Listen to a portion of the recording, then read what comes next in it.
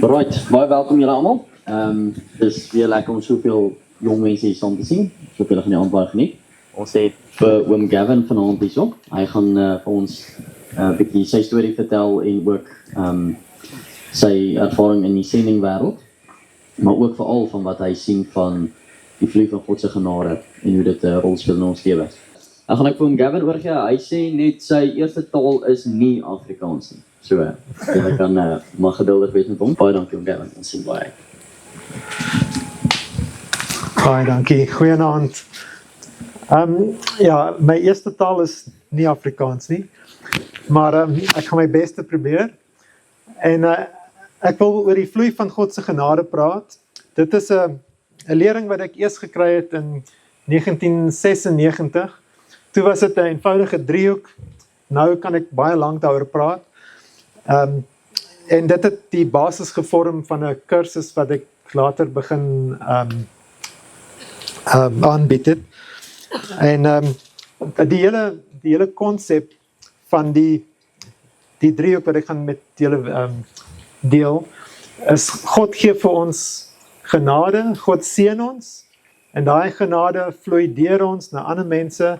Hulle gee danksegging terug aan God, en dit is die vloei van die genade. So, kom ons begin en ons bid saam en sê vir die Here dankie vir sy woord en dat die Heilige Gees ons sal leer. Vader, baie dankie dat U ons leer. Dankie Heilige Gees dat U ons is die Gees van waarheid en U lei ons in al die waarheid. Baie dankie vir die woord, baie dankie vir die waarheid en baie dankie dat dit is wat ons verander. Dit is wat ons help om te besef wie ons regtig is in U, in Christus. En Here, ons bid dat vanaand dat U sal met ons praat, dat U sal die regte woorde in my mond sit, dat U sal vir ons elkeen die gees van openbaring gee en wysheid, dat ons U beter kan leer ken. So, Here, baie dankie vir die tyd en ons bid dat U sal met ons praat. Ons vra dit in Jesus naam. Amen. Okay, so as ons teruggaan, Genesis 12 toe, het die Here 'n belofte aan Abraham gemaak. Die belofte is die begin van die Bybel. As ons meer tyd gehad het, sou ek dit mooi kon verduidelik. Maar die eerste 2000 jaar is van Genesis 1 tot Genesis 12. Dit is die eerste 2000 jaar en toe gee die Here 'n belofte aan Abraham. En dis die begin van die volgende 2000 jaar wat die res van die Bybel omtrent opmaak. En die belofte wat die Here aan Abraham maak, dit word aangehaal deur al die skrywers in die Nuwe Testament. So Paulus praat baie daarvan, Petrus praat daarvan, Johannes praat daarvan, Jesus verwys daarna. So almal kom terug na die belofte. In Hebreërs hoofstuk 6, praat die skrywer van Hebreërs van 'n belofte en 'n eed. Ek dink is 'n eed in Afrikaans, 'n oath. In Engels is dit 'n oath. So, daar's 'n belofte en 'n eed. En die eed is 'n versterking van die belofte. So in Genesis 12 het die Here die belofte aan Abraham gemaak. In Genesis 22 het die Here die beloftes versterk met 'n eed. En dit is waar die Here vir Abraham sê hy moet vir Isak gaan offer. En toe het hy hom gekeer en hy het sy seun teruggekry van die dood basies. En toe die Here 'n tweede keer met hom gepraat en gesê, Abraham, ek gaan vir jou seën. Hy sê, ek gaan vir jou seën en ek gaan vir jou vermenigvuldig. Soos die sterre van die hemel en soos die sand van die see. Hy sê, en deur jou, Abraham, gaan al die nasies van die aarde geseën word. As ons kyk na daai belofte wat die Here aan Abraham gemaak het in Genesis 12 en in Genesis 22, dan sien ons God seën vir Abraham. Hier is Abraham en sy mense, wat is die regte woord? Sy volk. Okay. Sy nageslag. So Abraham en sy nageslag word geseën deur die Here. Ek hoop ek spel dit reg. En die Here sê vir Abraham, deur jou Abraham gaan al die nasies of al die volke gaan geseën word. So die Here se plan met Abraham is dat die Here wil 'n seën vir hom gee, maar dit is nie net vir hom nie. Die seën moet deur hom vloei na die nasies. Die Here het vir Abraham gekies uit die nasies uit en hy het hom 'n groot nasie gemaak, die Israeliete, en hy het die nasie van die Israeliete gekies om 'n sendeling nasie te wees. Ek weet nie of die regte woord is. 'n Sending nasie kan jy sê. So hulle moet almal die Here se begeerte dra om 'n seën vir die nasies te wees.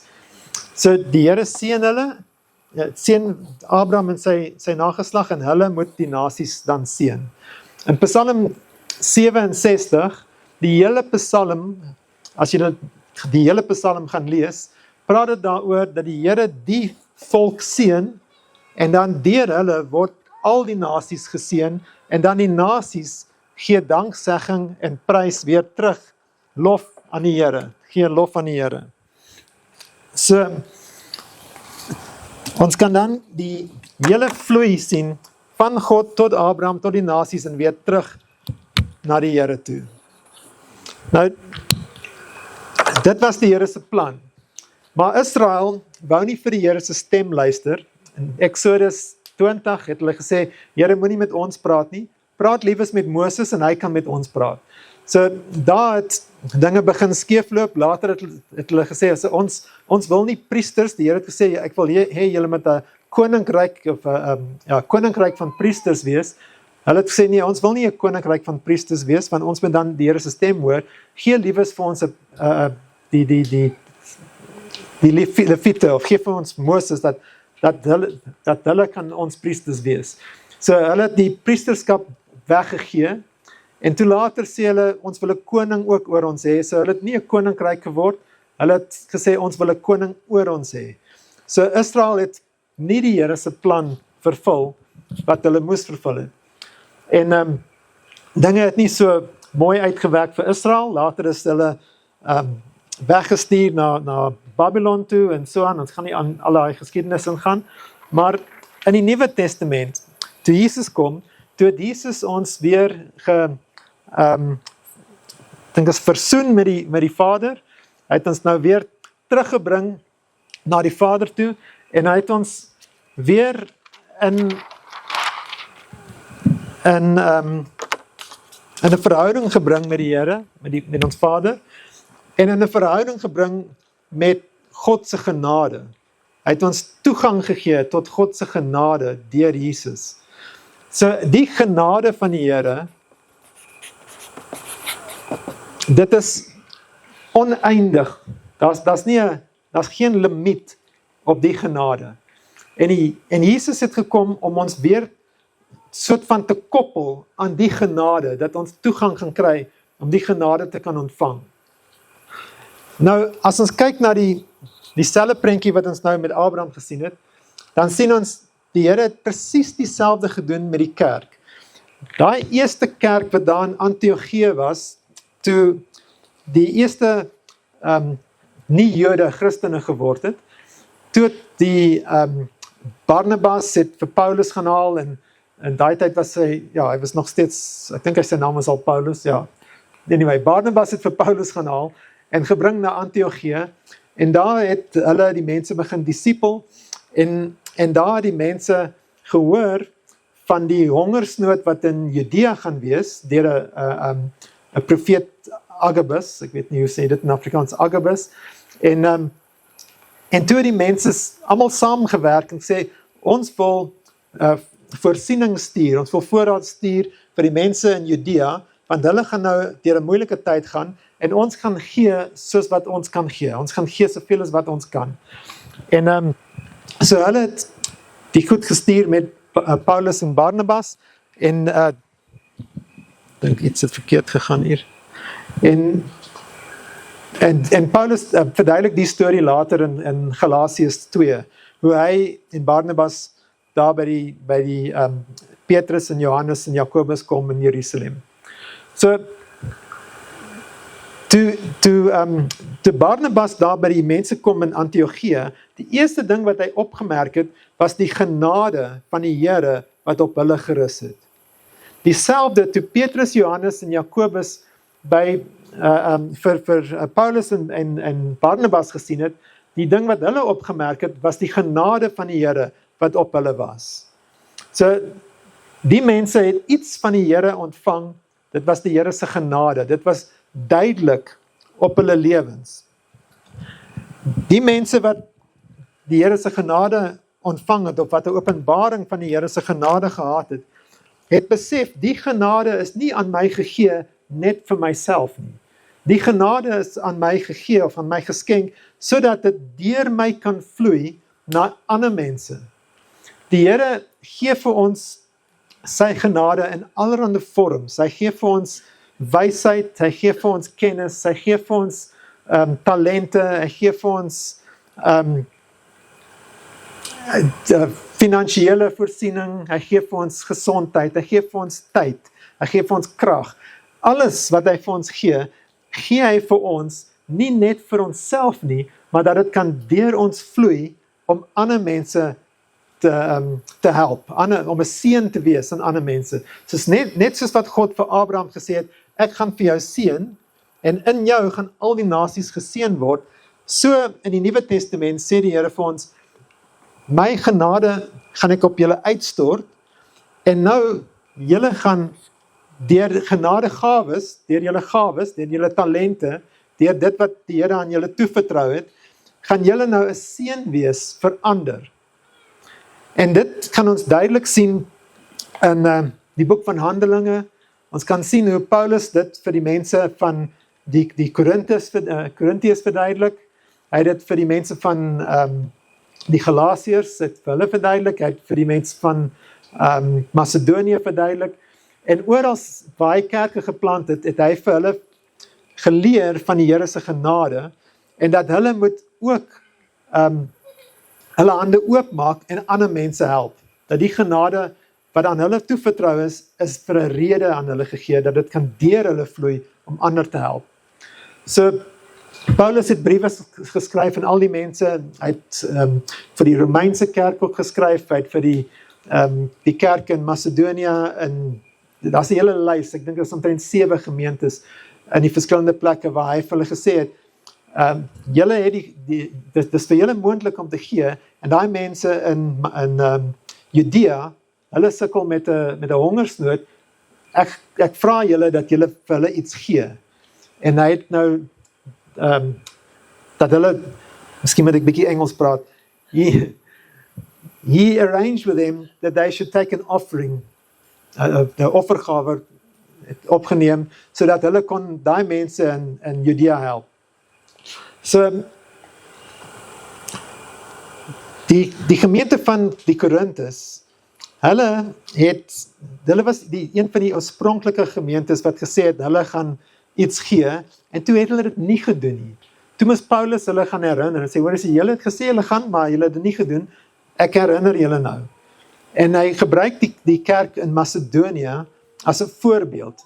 En hy skryf in 2 Korintiërs 8, en hy sê vir hulle, ek gaan gou hier so 'n paar verse lees, en ons maak julle bekend, broers, die genade van God, wat aan die gemeentes van Macedonië geskenk is. So die kerk in Macedonië het die genade van die Here ontvang. Dit was sigbaar, nie heeltemal sigbaar, maar dit was duidelik op hulle lewens. Hy sê, ek wil hê julle moet weet van die genade wat op die kerk van Macedonië rus. En sê verder, dat onder baie beproewing, deur verdrukking, hulle oorvloedige blydskap, by hulle diepe armoede, oorvloedig was in hulle ryke milddadigheid. Want hulle was na vermoë, ek betuig dit, ja, bo vermoë, gewillig, en het ons met groot aandrang gesmeek, dat ons hulle gawe en hulle deel in die diensbetoning aan die heiliges moet ontvang. So, die gemeente het gegee meer as wat hulle kon bekostig om te gee. En dit was in 'n moeilike tyd vir hulle. Hulle was in armoede, hulle was deur 'n beproewing, maar hulle het gegee. Bo hulle vermoë het hulle gegee. So, hulle het iets geweet van die Here se genade op hulle lewe. Hulle het geweet, die Here se genade is so groot, al gee ek alles vandag weg, die Here sal môre weer voorsien. Hulle het die Here so vertrou, hulle het geweet, as hulle weggegee het, meer as wat hulle kon bekostig, dan moes hulle net op die Here vertrou. So, die Here gee genade, hulle gee die gawes of die voorsiening, en dan in 2 Korintiërs 9 vers 12 sê dit, die gawes wat hulle gegee het, die voorsiening wat hulle gegee het, dat dit nie net die behoeftes volbring of bevredig, dat dit ook oorgeloop in baie danksegging na die Here. So, as ons daai 3 woorde kan gou skryf hierso, dit is die genade, dis die gawe, die gawes, en die danksegging. Daai 3 woorde is baie interessant in die Grieks. Ek is nie 'n teoloog nie, maar ek kan 'n woordeboek verstaan. So, genade in die Grieks is charis. Die gawes in die Grieks is charisma. En danksegging in die Grieks is eucharis. So, elke keer is die woord charis, dit maak die deel van die woord op. So, die woord charis of genade, dit wys die Here se genade, dit is amper soos energie. En ek dink as die derde wet van, wat is dit, the third law of thermodynamics. Hoe sê dit in Afrikaans? So, energy cannot be created or destroyed, it can only be changed from one form to another. Genade kan ook nie geskep word of vernietig word. Dit verander net na 'n ander vorm. So genade word die gawes, word die danksegging. En dit vloei so, dit loop so in 'n sirkel of 'n driehoek. Van die Here af, na my toe, na jou toe, na die Here toe.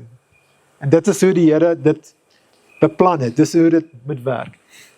So, die genade, die Here het vir ons nou weer gekoppel aan sy oorvloedige genade, maar hy wil hê, dit moet nie net na my toe kom. As dit net na my toe kom, dan hoop ek vir myself skatte op die aarde.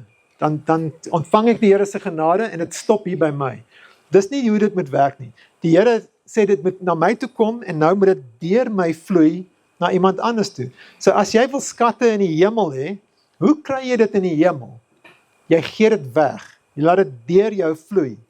Laat die genade deur jou vloei.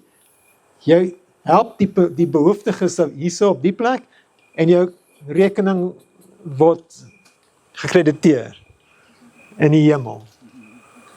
Maak dit sin? Ek hoop julle verstaan my. Ja.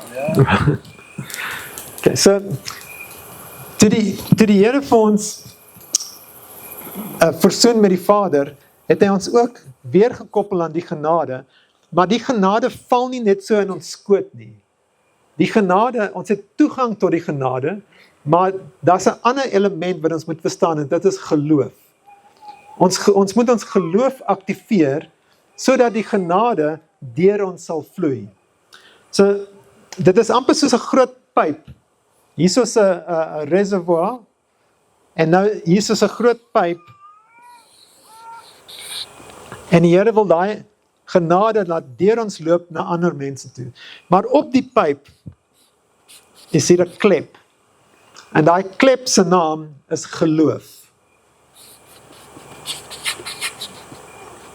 So, as jy wil die Here se genade sien deur jou vloei, moet jy die klep van geloof oopdraai. En soos jy die klep oopdraai, nou kom die genade deur. So, jy kan dit baie duidelik sien in, ek soek nie goed. Jy kan dit baie duidelik sien in goed soos, op die kruis het Jesus gesê, dat deur sy strepe, deur sy by his stripes, you are healed. So, daar is genesing deur die kruis, deur die kruiswerk. Maar die Here sê ook vir ons, jy sal hande op die siekes lê en hulle sal gesond word. So hy het klaar voorsiening gemaak. Die genade is klaar daar, dat die persoon kan gesond word, maar hy soek iemand wat sal in geloof sy hande uitstrek en dit op die sieke neerlê. So die geloof aktiveer die vloei van die genade. Ek hoop dit maak sin. So dieselfde soos as iemand 'n profetiese woord wil deel met iemand anders. Die Here gee nie vir jou die volledige profetiese woord soos 'n wat hy aflaai in jou. Jy moet jou mond oopmaak en begin praat, en soos jy begin praat, dan vloei daai woord van die Here af na die persoon vir wie hy dit gee. Dit word geaktiveer deur geloof. Daar's baie voorbeelde. In ons lewens het ons ook baie voorbeelde. Die Here het ons sendelinge, ons ry op Afrika toe, Zambia, Kongo, Malawi, Tanzanië, verskillende plekke, en ons gee klasse daar vir kerkleiers, en ons doen dit nou vir 'n klomp jare. Ek dink die eerste keer wat ons opgegaan het was in 2001. Ja, so dit is nou 25 jaar wat ons nou op en af ry met die bediening. En baie keer het ons genoeg finansies om soontoe te gaan, maar ons het nie genoeg finansies om terug te kom nie. So ons moet in geloof gaan. Ons het op 'n stadium bus gery, later het ons gevlieg, maar ons het baie keer buskaartjies gekoop, een rigting tot in Lusaka, en dan weet ons nie hoe gaan ons weer terugkom nie. Partykeer het ons buskaartjies gekoop Lusaka toe, maar ons het nog klasse gereël in Dar es Salaam. Dan moet ons gaan tot in Lusaka en die Here vertrou dat ons gaan genoeg geld hê om tot in Dar es Salaam te kom, en dan genoeg om weer terug te kom huis toe. En daar's 'n gelykenis, dis 'n storie wat die Here in die Bybel, waar dat 10 melaatses na Jesus gekom, en Jesus sê vir hulle, gaan wys julle self vir die priesters. En sê, and in the going, soos hulle gegaan het, word hulle genees. En toe ek dit lees, toe besef ek, dis dieselfde met jou geloof aktiveer die genade. So, baie keer, as ons opgaan Zambia toe, of Kongo toe, dan ons moet 'n tree van geloof neem, om die hele proses te aktiveer. Partykeer moet dit wees om die vliegkaartjies te gaan koop. Partykeer moet ons klasse begin reël, en reëlings begin tref, en 'n visum gaan koop of sulke goed, en dan begin die voorsiening inkom vir die hele trip.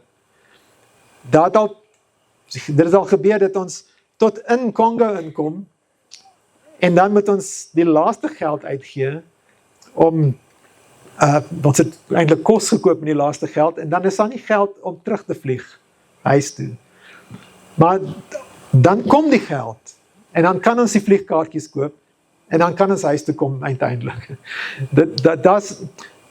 Die Here wys vir ons, dit is ons lewe, die laaste meer as 30 jaar nou, dit is ons lewe. Ons het besef, die Here is hier by ons, die Here is in ons, die Here se genade dis die waarheid, die goed werk, die Here, hy sê ons moet glo, ons kan hom glo, ons kan hom vertrou, en hy is getrou aan sy woord.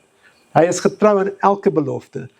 Ons het al gesien, selfs met vakansie, so 'n paar jaar terug, daar was baie min geld, en Marlene sê, kom ons vat die geld en sit dit in die bank, dan lyk die bank daarom net bietjie beter. En ek sê, die mees geestelike ding wat ons nou kan doen, is ons pak die kar en ons ry see toe. En toe ry ons see toe, en die volgende dag toe voorsien die Here, dat ons kan weer terugkom. Maar die Here het eintlik, hy het vir ons aanhou voorsien. Hy het eintlik vir ons so voorsien, dat ons daai jaar vir ons dogter in Engeland ook kon gaan kuier, wat nie moontlik was begin van die jaar. So die Here, hy wil hê, die oorvloedige genade,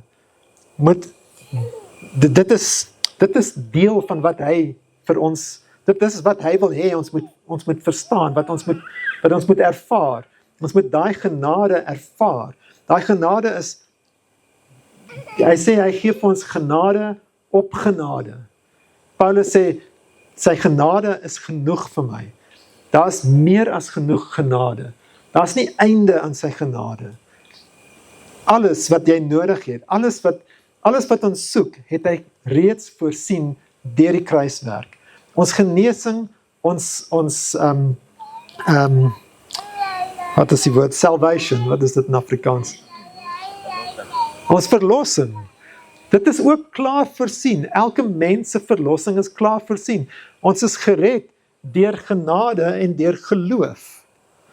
So, dit is die genade, maar dit is 'n streek van geloof wat dit aktiveer.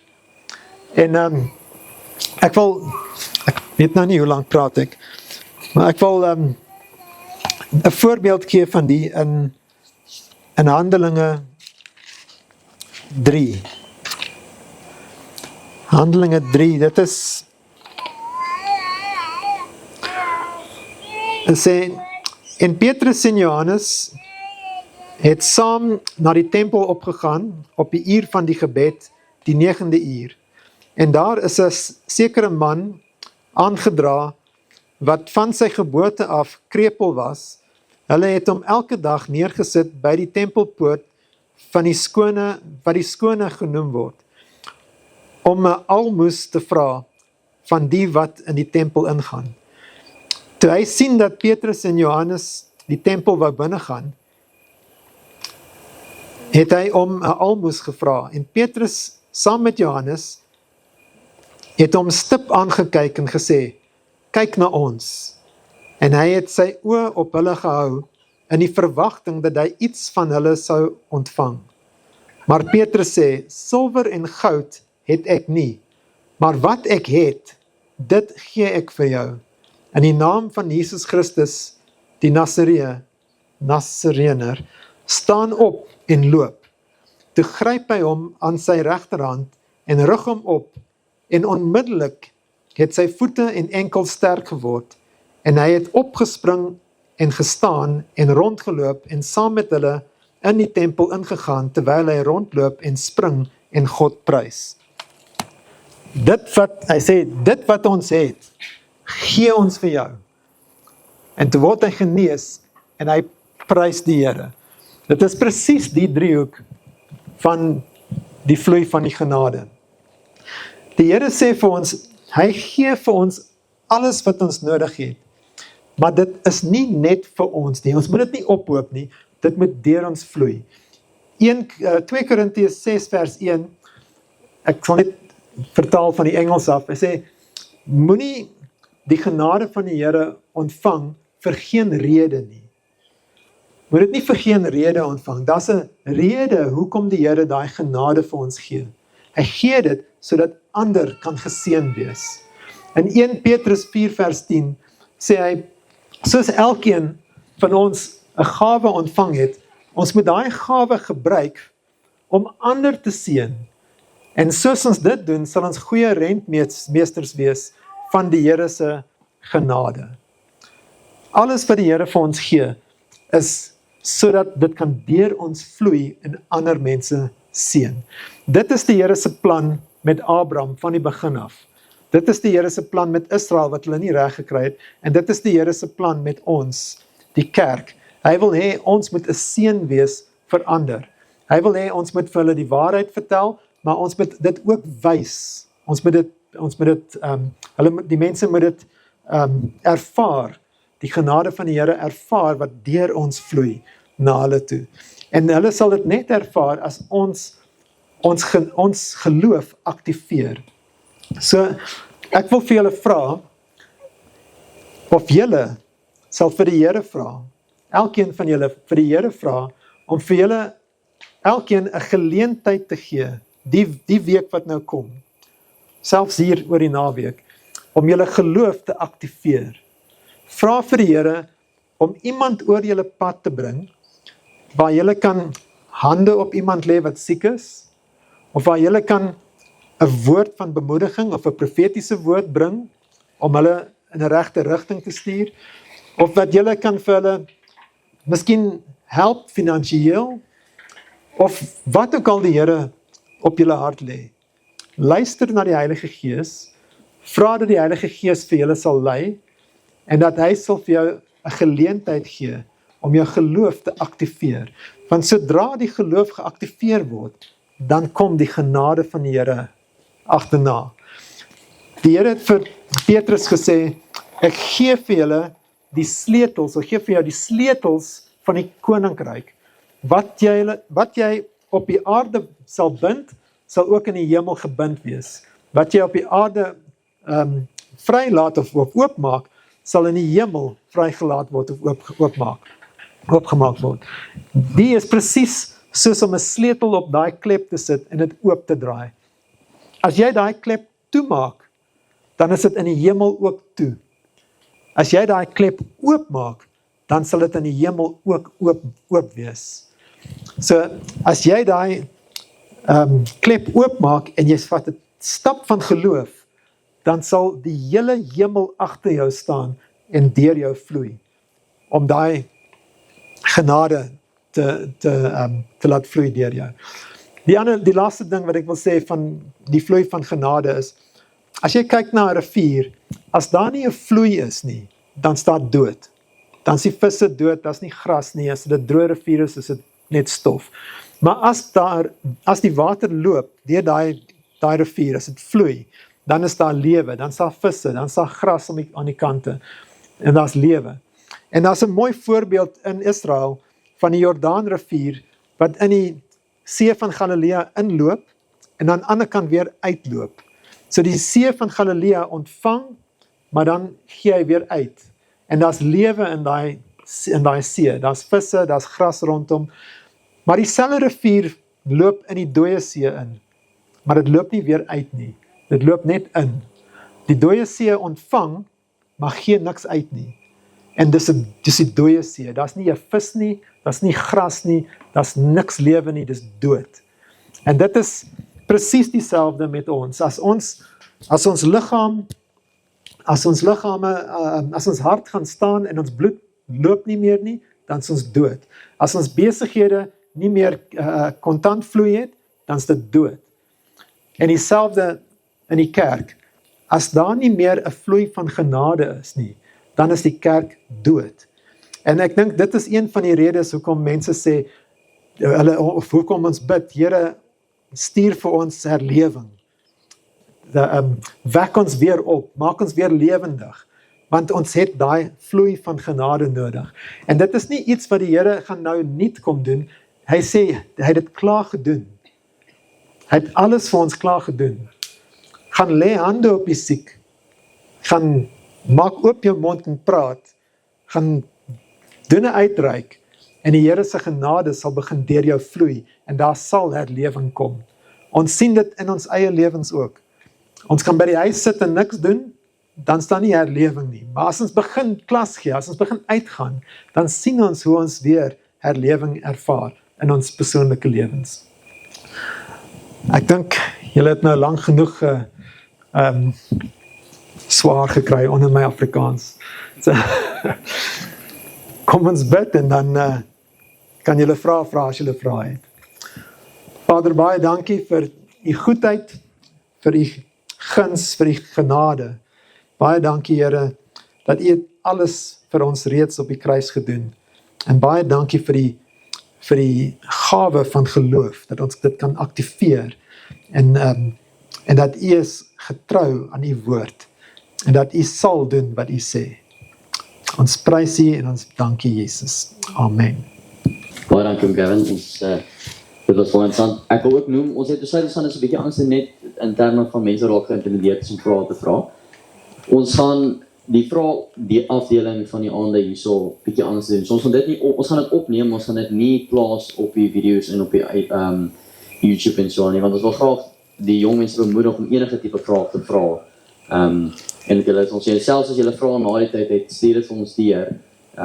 Gewoonlik as jy 'n vraag hier vra, help dit ook baie ander wat daai selfe vraag het, want net nie dit wil vra nie. Maar so ons gaan nie dit oplaai nie. Maar so jy moet regtig vrymoedigheid hê om as jy weet iets verskil of iets beter wil verstaan, nou is die tyd om te vra elke keer na ons so praat gehad het. So as jy vra het, dan kan jy dan nou voortgaan.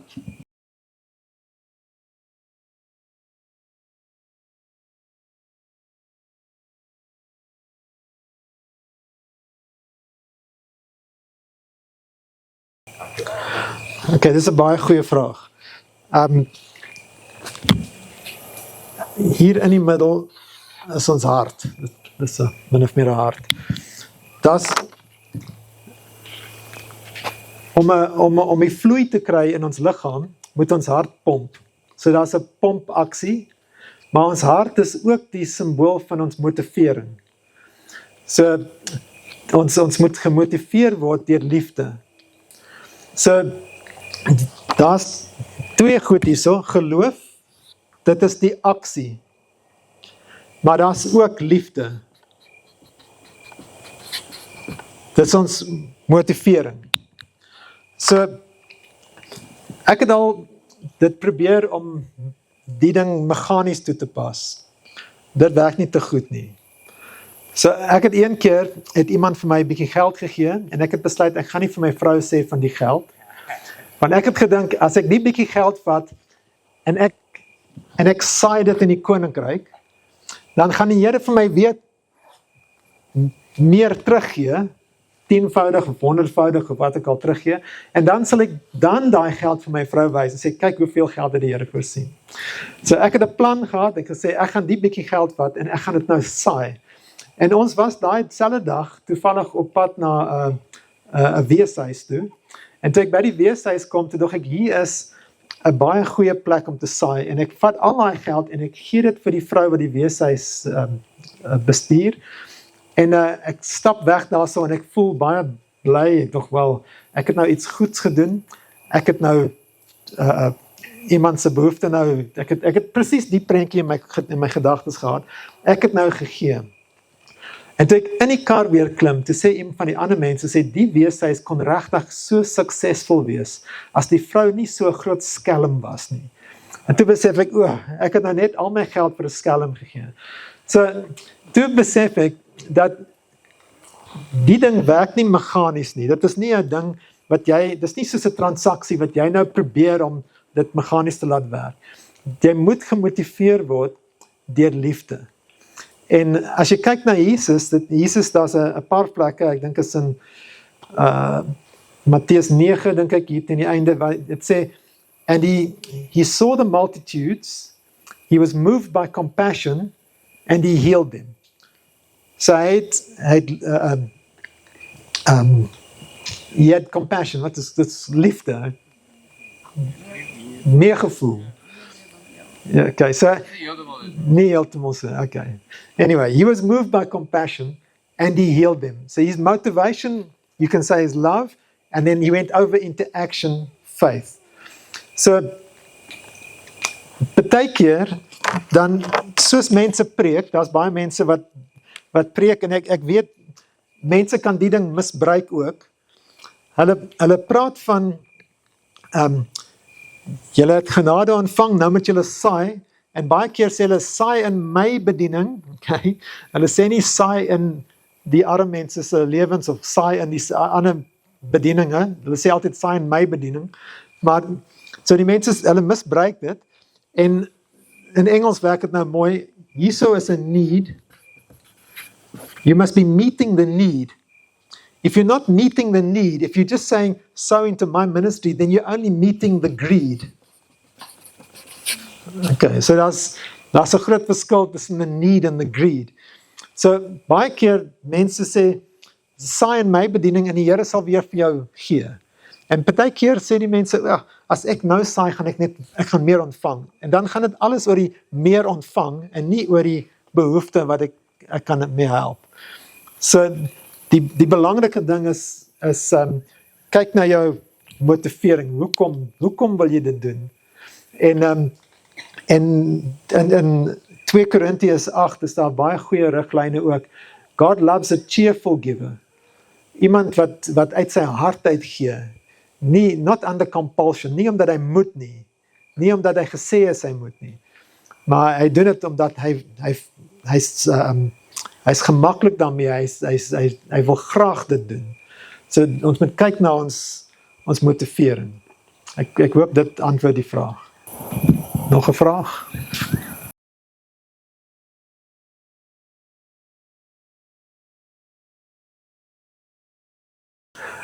Miskien is dit my Afrikaans wat nie so goed is nie, maar die genade is altyd daar.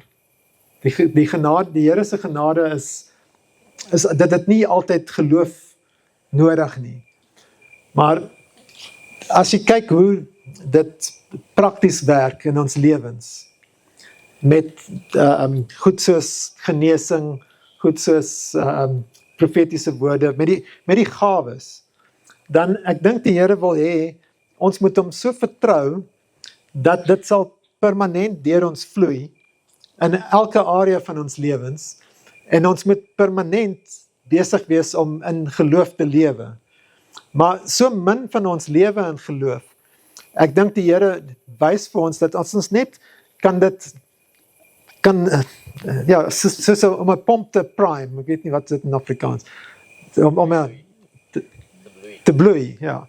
So, as ons dit net aan die gang kan kry, dan kan ons sien, dit is hoe dit permanent behoort te vloei deur ons. Dit is nie net nou aktiveer ons dit, nou is dit weer verby, dit moet permanent wees, dat ons permanent in daai leefstyl is, dat ons lewe in die vloei van sy genade, dat ons lewe in geloof. Ek dink, geloof is ook iets wat mense nie heeltemal verstaan nie. Geloof is niks wat ons kan eintlik doen nie.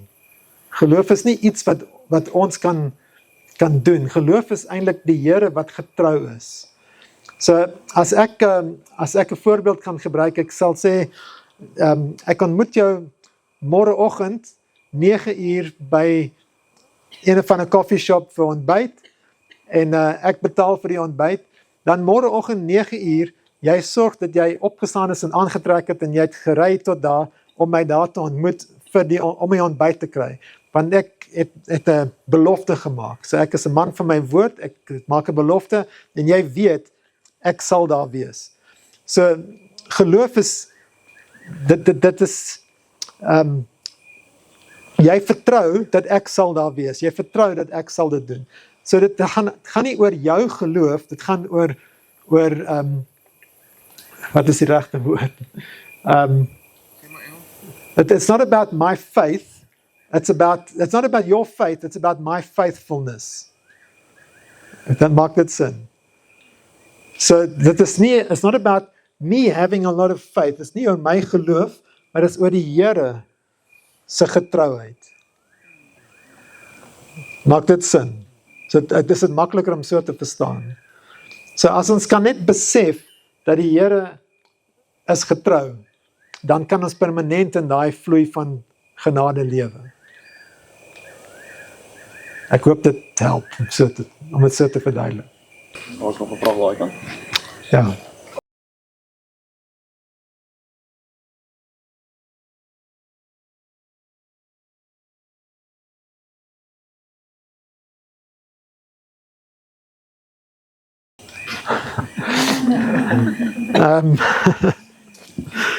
Ek dink nie dis wat die Here bedoel het nie. Maar ja, dit klink amper so, nee. Maar nee, ek glo nie dis wat dit beteken nie. Ek kan seker antwoord die Here sê, maak vir julle skat in die hemel met mekaar. So, wat dit is, weet ons nie. Ja, maar kom ons doen dit. Ja, ons weet nie presies nie, maar ja. Maar ek het al gesien, as ons skatte hier op die aarde begin bymekaar maak, dan dit wat die Here gesê het, dit gebeur regtig. Dit roes op, die motte vreet dit op, die diewe steel die goed. So, dit help vir niemand hierso om dit net 'n hoop bymekaar te maak. As jy dink aan wat is prosperity, wat is voorspoed.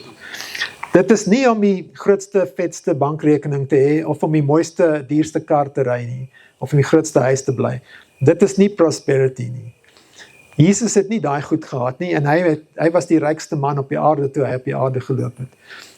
Ware voorspoed is om gekoppel te wees aan die voorsiener. Dit is ware voorspoed, om die voorsiener te ken. So, toe Jesus 5000 mense gevoer het hy nie vir die naaste bakkery gebel en gesê, bring vir my al die brood wat julle kan maak, ek wil 5000 mense voer, ek sal julle betaal. Hy het die voorsiener geken en hy het die brood vermenigvuldig. So Jesus het iets baie meer, hy het 'n hoë waarheid gehad, as net om aardse voorsiening te verstaan. Hy het die hemelse voorsiener geken. En dieselfde met, wie was dit? Ek dink is Elisa, wat die olie vermenigvuldig het en vir die vrou gesê het, gooi dit in die kruike. Dit het nie opgehou nie, dit is net 'n aanhoudende voorsiening. So, hy het nie met 'n tanker olie daar by haar huis aangekom en gesê, laat ek jou bakke vol maak. Hy het gesê, hy het die hemelse voorsiener geken. So, ons moet God ken as ons voorsiener, maak nie saak wat dit is, of dit genesing is, of dit finansies is, of dit wat ook al dit is. Die Here is ons voorsiener. So as hy gaan vir ons voorsien, as hy ons voorsiener is, dan maak dit nie sin om die goed op te hoop hier op die aarde. Dit maak meer sin om hom te ken en dit te laat deur ons vloei, en dan, ek dink die rekening wat gekrediteer word hierso, die Here, dit is dalk nie, dit is nie 'n fisiese rekening nie, maar die Here sien, ons is getrou met die bietjie, ons kan nou heers oor meer. So hy sien, okay, hy weet hoe om met my genade te werk, kom ons vertrou hom met groot situasies. Kom ons kyk, wat sal hy doen met die situasie wat nou oor sy pad kom. En die Here, hy bevorder ons, soort van, dat daar meer en meer genade deur ons kan vloei. Okay, laaste vraag.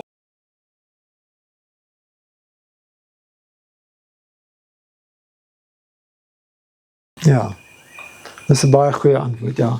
Hoe meer ons die Here ken, hoe meer sal ons sy genade ken, hoe meer sal ons die vloei verstaan. En hoe meer ons die vloei sien werk, hoe meer sal ons die Here leer ken. Ons sal hom beter en beter verstaan. So, dit is eintlik, ek het al gesien, die Here gee vir my openbaring van die waarheid. Soos ek die Bybel leer, soos ek dit verstaan, kry ek openbaring, onmiddellik gee ek dit weg. Ek doen 'n klas, ek leer mense, dit wat ek ontvang het, gee ek weg. Dan weet ek, die Here gaan vir my weer iets leer, want ek het dit nou net weggegee. So, ek sien hoe dit meer en meer word. Ek sien daai vloei van genade word meer en meer. 30 jaar gelede, dit was die eerste les wat ek geleer het, of vir mense geleer het, was die driehoek. En dit was baie eenvoudig. Nou is ek besig met weke se klasse. Ek kan aan mekaar klas gee, want die Here dit laat groei. Hoe meer ek dit weggee, hoe meer gee hy vir my weer terug. En dit is in elke area van ons lewe, is dit so. As ons die Here kan vertrou om vir iemand te bid met 'n hoofpyn, die Here sal ons later help om vir iemand te bid wat dood is, wat kan opgewek word. Dit is ook nie onmoontlik vir die Here. Maar ons moet begin met die hoofpyn. Partykeer is ons te bang om vir die persoon te bid met die hoofpyn, want ons net nou werk dit nie. Maar dit is waar ons moet begin. Ons moet net daai stappie van geloof vat in die begin, maak die kraan oop, laat die genade deur jou vloei, en dan sal jy begin groter en groter en groter goed ervaar van die Here af. Amen. Ja, baie dankie, oom Gavin. Dit was vir my baie interessant, ek het dit baie geniet. As ek my 2 sent ook kan byvoeg ook op daai vraag oor die stad in die hemel. Iemand het gesê dat as jy dink aan stad in die hemel, die geluk wat mense daar gaan beleef en hoe jy meer of minder kan hê, is die enigste verskil is as jy dink daaraan as jou lewe as 'n beker of iets wat iets kan inhou. Ons almal sin gaan oorvloei, gaan oorloop van blydskap. Party sin gaan dalk net groter wees, maar jy gaan nie dit eers kan verstaan nie, want is groter my loop ons steeds oor. Jy gaan nie self meer van dit kan vat as wat jou vriende dalk, jy is dalk 1 liter en hy is dalk 5 liter. Maar altyd loop oor. So tot jou vermoë gaan jy die beste geluk kan beleef in die hemel saam met die Here. En ek dink mense moet baie keer net, want ons het die gedeeltes in die skrif wat vir ons sê, die Here sal ook ons werke toets en dit met vuur toets en party sin sal verbrand en party sin sal nie en hulle sal 'n stad in die hemel hê. Maar die vraag is as jy in elk geval so gelukkig kan wees as jy kan in die teenwoordigheid van die Here, wat maak dit saak?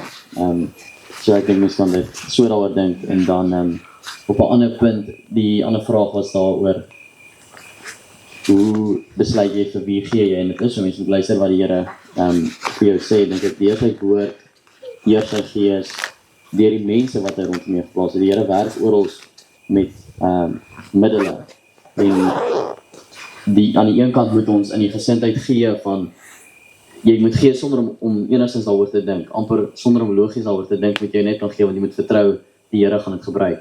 En terselfdertyd aan die ander kant moet jy wysheid gebruik, want dit help nie as jy 'n ou het wat op die straat sit want hy gebruik dwelms, hy drink al sy geld uit en hy het nie 'n vermoë om te werk nie en jy gee hom net geld, dan subsidieer jy dit. Dit beteken hy gaan net aanhou in daai staat bly. Waar as jy 'n arm jong man het wat hard werk vir sy gesin, maar hy het net nie op daai oomblik genoeg om sy gesin te kan ondersteun nie, dan is dit baie meer met werd om vir hom die geld te gee. Maar tog op die einde moet ons besef dat die Here bring verskillende mense oor die pad. En tyker gaan jy moet met die gesindheid kan gee van maak nie saak hoe ek dit gee nie, die Here gaan dit reg aanwend. Ja, so dis my 2 sent. Maar baie dankie om Gavin.